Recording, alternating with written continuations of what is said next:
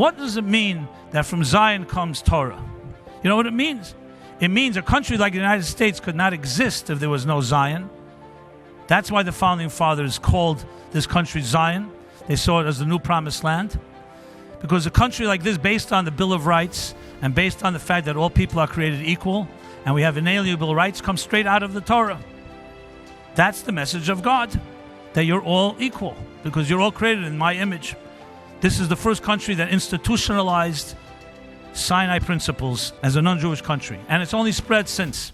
So if you want to know what Zionism is, you have to go to people and look at the source. Where does the word Zion come from? Does anyone here in this room know what the word Zion in Hebrew means? Zion? Most people think it means Israel. It means sign. Zion is a sign. In Hebrew you say Letzayin means to mark something.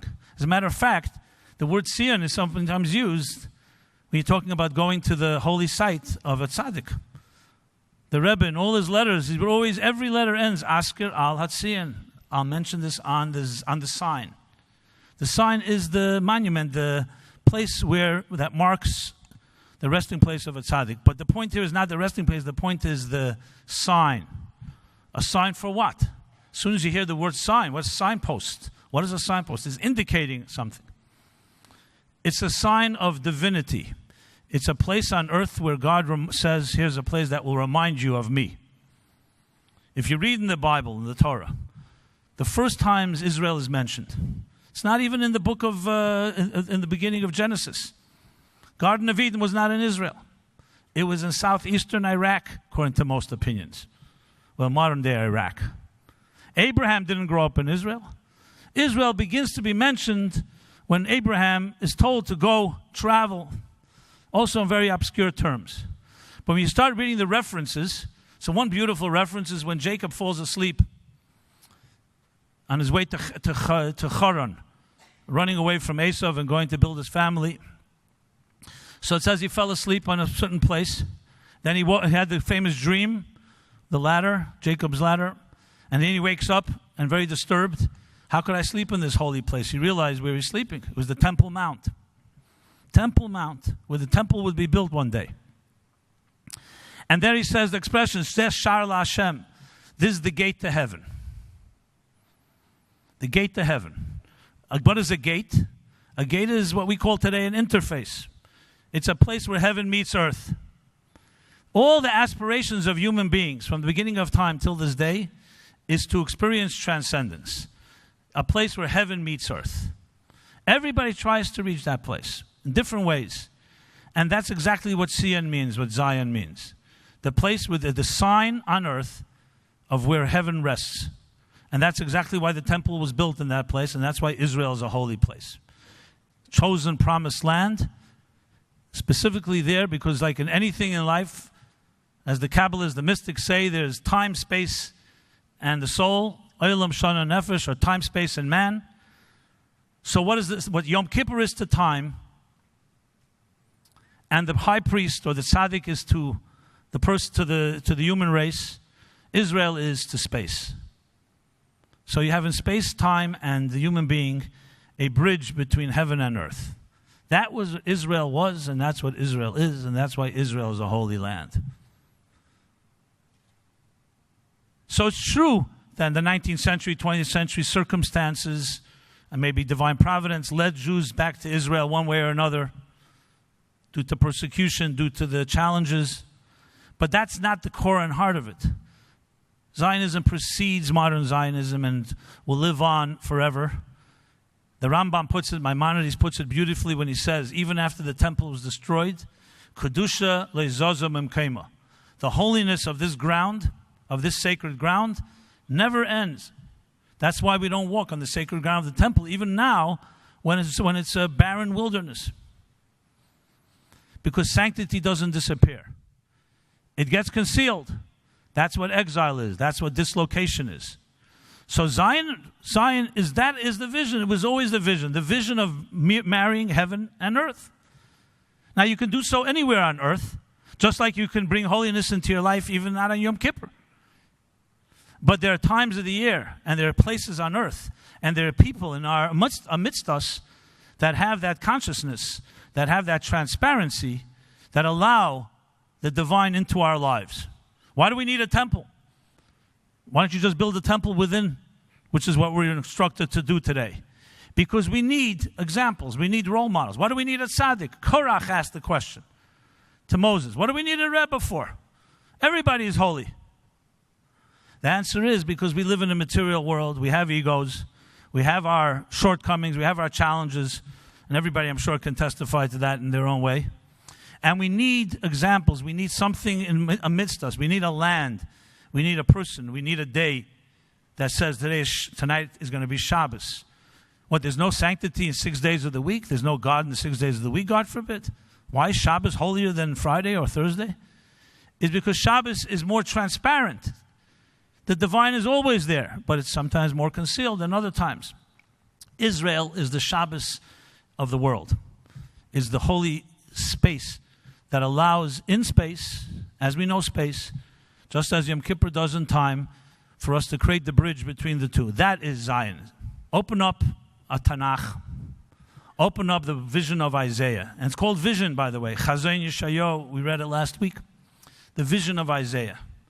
And you see statements that are absolutely relevant today. Statements like I mentioned, from Zion will come the words of God, the words of Torah. From Jerusalem, Torah from Zion and the word of God from Jerusalem. And he continues and says, and this land, this place, this mountain will be a holy mountain and a place of prayer for all nations. That's what he says. That's where the ideas of a light unto nations comes from. These are not modern terms. These are all essential concepts of what Zion means. And imagine each one of us is a walking Zion. That when someone sees you, they don't just see another human being. They see a person who's a sign of God on this earth. The Sifri, the Medrash, says a powerful thing about a prayer we say every day, many times a day. V'ahavta Hashem Elokecha. You shall love God with all your heart, with all your soul, with all your might. But v'ahavta, the Medrash interprets, v'ahavta, make God beloved to others. That when they see you, they say, this is a person of God. This is a God I can love. Because they see a refined human being. They see a person who's not self-absorbed, egocentric, but someone who's God-centric.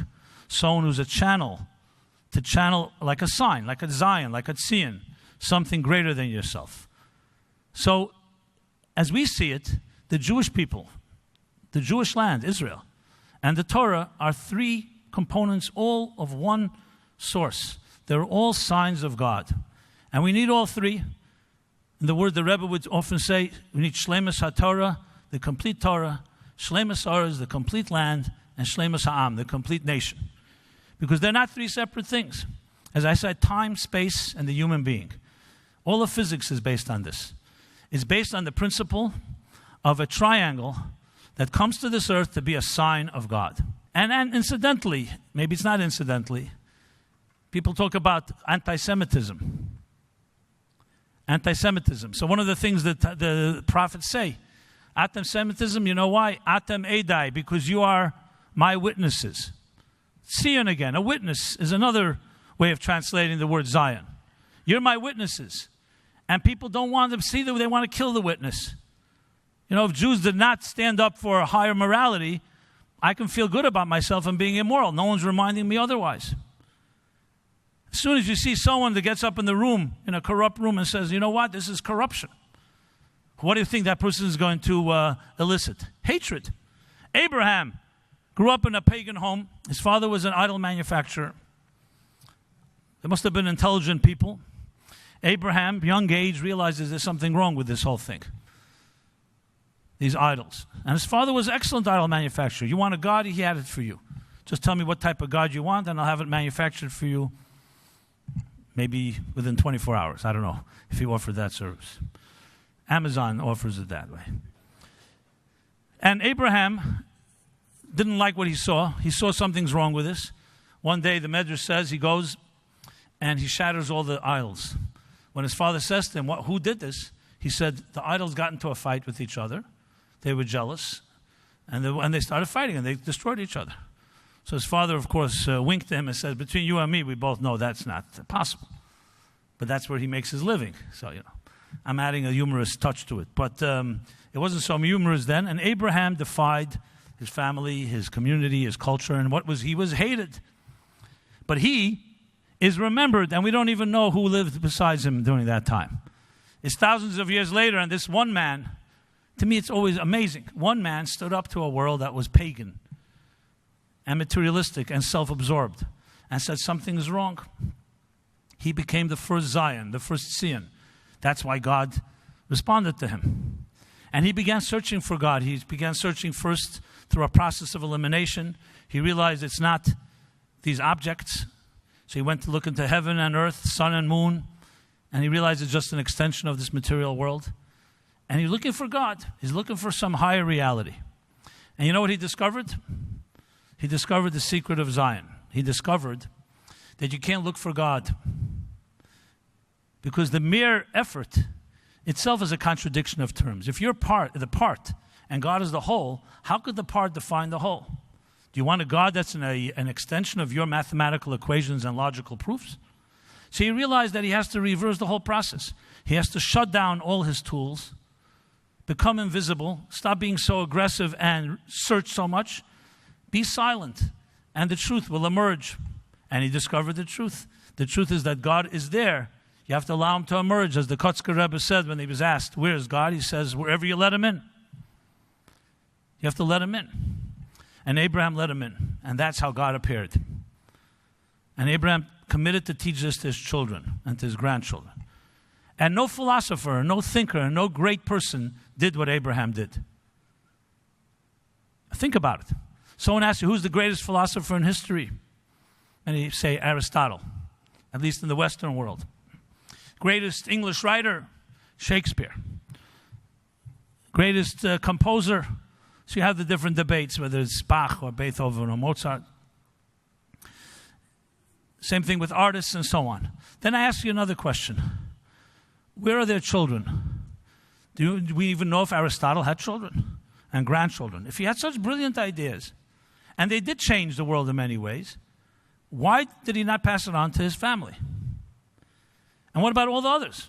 Why do they have no families? There's no one here living on earth that says, I'm a grandson of Shakespeare. And we walk around every day saying we are the children of Abraham, Isaac, and Jacob, and the children of Sarah, Rivka, Rachel, and Leah, and we hold on to them with pride. We know where they walked. We know when they died. We know where they're buried. We visit them. We remember them, and they live in our lives right here today. Because that's the difference between Zion and greatness. You can be a great person, and you could contribute greatly, but it's not eternal until you become a transparent channel, a Zion, to something greater than you are. That's what Abraham pioneered. Far greater. He didn't take his brilliance so seriously. For him, it was more important that his children, his grandchildren, continue the spiritual tradition than people remembering him as being the first pioneer of monotheism. And that's why he's remembered. And that's what we have to live today. That's what we need to introduce. The eternal spiritual values that we have right in front of us. The treasures are there. It's in the Torah. It's in Hasidic thought, expresses it in the most spiritual possible way.